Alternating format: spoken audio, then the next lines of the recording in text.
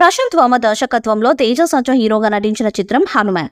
సంక్రాంతికి విడుదలైన ఈ చిత్రం పెద్ద హీరోల సినిమాలు సైతం వెనక్కి నెట్టి బ్లాక్ బస్టర్ గా నిలిచింది. ఈ చిత్రం చివర్లో ఈ సినిమా దర్శకుడు ఈ చిత్రానికి సీక్వెల్ సైతం ప్రకటించారు. జై హనుమాన్ గా రాబోతున్న ఈ సినిమా సీక్వెల్ పై ప్రస్తుతం భారీగా అంచనాలు నెలకొన్నాయి. ముందుగా ఈ చిత్రాన్ని 2025 సంక్రాంతికి విడుదల చేస్తామని దర్శకుడు చెప్పినా ఈ చిత్రం మళ్లీ 2026 సంక్రాంతికి పోస్ట్ పోన్ అయిందనే వార్తలు జోరుగా ప్రచారం కాసాగాయి. ఈ నేపథ్యంలో జై హనుమాన్ చిత్రం గురించి దర్శకుడు ప్రశాంత్ వర్మ ఒక సూపర్ అప్డేట్ ఇచ్చేశారు. 3 వారాలకు మించి థియేటర్లో స్టార్ హీరోల సినిమాలు సైతం నిలవలేకపోతున్న ఈ రోజుల్లో 100కు పైగా థియేటర్స్ లో హనుమాన్ చిత్రం 50 రోజులు పూర్తి చేసుకుంది. ఈ నేపథ్యంలో ఒక ఈవెంట్ ని నిర్వహించారు ఈ సినిమా మేకర్స్. ఈ ఈవెంట్ లో జై హనుమాన్ చిత్రం గురించి ఒక ఇంట్రెస్టింగ్ అప్డేట్ ఇచ్చేశారు ప్రశాంత్ వర్మ.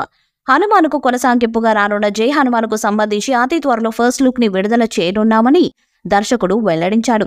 ఇప్పటికే ఈ చిత్ర స్క్రిప్ట్ వర్క్ ముగిసిందని, ప్రస్తుతం ఈ సినిమా ప్రీ ప్రొడక్షన్ పనులను కొనసాగిస్తున్నామని చెప్పుకొచ్చారు. అంతేకాకుండా హనుమాన్ చివరి 5 నిమిషాలు ప్రేక్షకులను ఎంతగా మెప్పించిందో జై హనుమాన్ 2.5 గంటల సేపు ఆసక్తిగా నడుస్తుందని చెప్పుకొచ్చారు.